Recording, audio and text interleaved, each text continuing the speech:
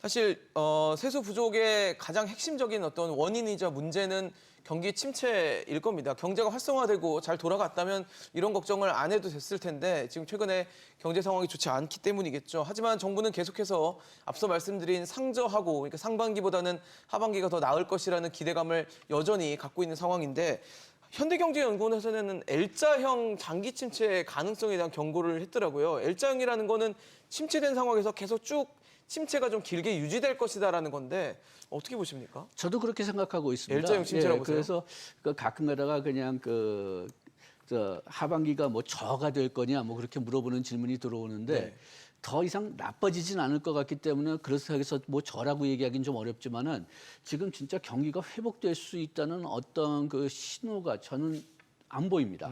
수출이 늘어야 될 텐데 수출이 늘려면은 가장 중요한 것은 중국의 수출이 늘어야 되거든요. 우리나라 수출이 대부분 상당 부분이 중국에 들어가는 그것도 중국 내수가 아니라 중국 수출에 들어가는 중간재인데 지금 중국의 수출은 계속 떨어지고 있고요. 네.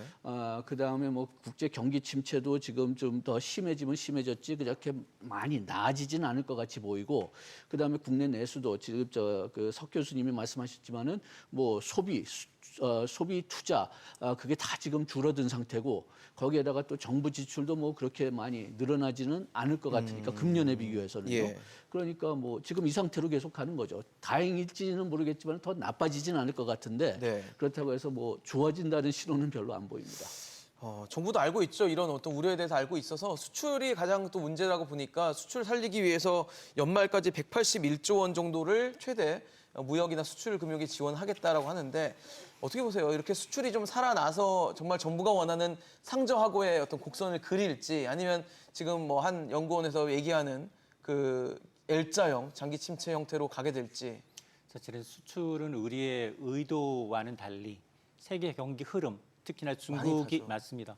중국이 이제 경제가 얼마나 빠르게 회복이 되느냐에 달려 있기 때문에 우리가 여기서 무역금융이나 이제 중소수출 기업의 어려움을 해소하기 위해서 경제적 지원을 한다 하더라도 그게 효과로 나타나려면 정말로 세계 경제 회복이 돼야 되거든요. 근데 이제 우리의 무역 의존도 G2라고 하는 중국 경기는 뭐 좋다고 얘기하시는 분들이 거의 없고 맞아요. 올해보다 내년이 더 안 좋다라고 얘기하시는 분이 많고 이미 그동안 40년 이어왔던 이제 호황은 끝이 났기 때문에 오히려 점차 점진적으로 굉장히 성장률이 급하게 좀 떨어질 가능성이 좀 높아 보이고 문제는 사실 미국이에요.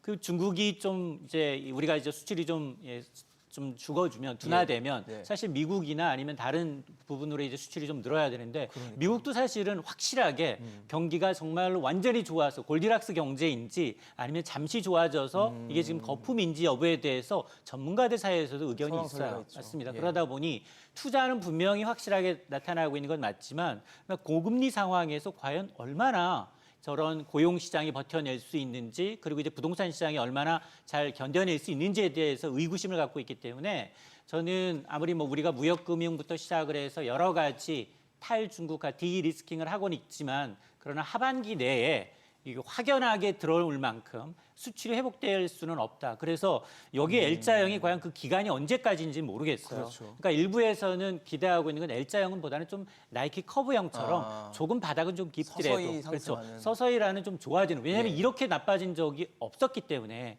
이걸 최악이라고 생각을 하면 조금은 그래도 좀 나아질 걸 기대하는 기대감이 있거든요. 근데 지금 현대경제연구원에서는 수출, 내수 모두 부진한 상황에서 특히나 이제 고물가에 대한 가계 구매력까지 악화가 되면 내수 소비까지 안 좋잖아요. 내년 경기 안 좋다는데 지갑을 열 소비자는 없습니다. 그렇죠. 자, 그런 걸 감안했기 때문에 아마 여기서는 이제 내년 경기까지를 보고서 L자형이라고 말한 것 같은데 길게 보면 저는 이제 뭐 그래도 이제 L자형보다는 좀 나이키 커브형으로 조금씩 최악의 상황은 좀 모면하는 건 아닌가라는 생각을 하고 있습니다. 석 교수님 어떠십니까? 정부는 상저하고에 대한 기대감을 아직도 잡고 있거든요. 예, 저는 상저하고라는 말은 사실 뭐 의미가 없다라고 생각을 하고 있습니다. 왜냐하면 상저하고의 전제 조건으로 정부가 내걸었던 것이 하반기에 중국 경제가 회복이 되면서 대중 수출이 늘어나고요. 그다음에 우리 주력 수출 품목인 반도체 수출이 늘어나는 것이 상저하고의 전제 조건이었거든요. 그런데 최근에 그 중국의 부동산 위기로 인해서 중국 경제가 살아나는 시점이 점점 늦춰지고 있습니다. 그러면 상저하고의 두 전제 조건 중에 하나였던 대중 수출이 회복되기 어렵다는 것이고요. 일단 그렇네요. 그다음에 반도체 같은 경우도 메모리 반도체 같은 경우는 상당 부분 중국으로 수출하는 것이라서 대중 수출과 얽혀 있는데요. 중국이 경기가 안 좋기 때문에 반도체 수출 회복 시점도 당연히 늦춰지는 것입니다. 그래서 상저하고의 두 전제 조건이 이미 깨졌는데도 불구하고 대신 뭐 미국의 소비재 수출을 늘리겠다. 그래서 대중 수출 부진을 만회하겠다. 뭐 이런 식의 논리로 여전히 상저하고는 유효하다고 외치는 것은 물론 경제 주체들한테 낙관적인 기대를 확산시켜주면 실제로 기업의 투자도 늘어나고 소비 지출이 늘어나니까 경기를 부양하는 효과가 있습니다. 이것은 뭐 케인지안 거시경제학자들이 항상 주장하는 방식이라서 정부 당국자들이 이런 낙관적인 얘기를 하는 것은 제가 이해는 하지만요. 사실 저는 민간 연구원 얘기한 것처럼 뭐 L자형으로 갈 가능성이 크다. 이거에 동의를 하고 있습니다.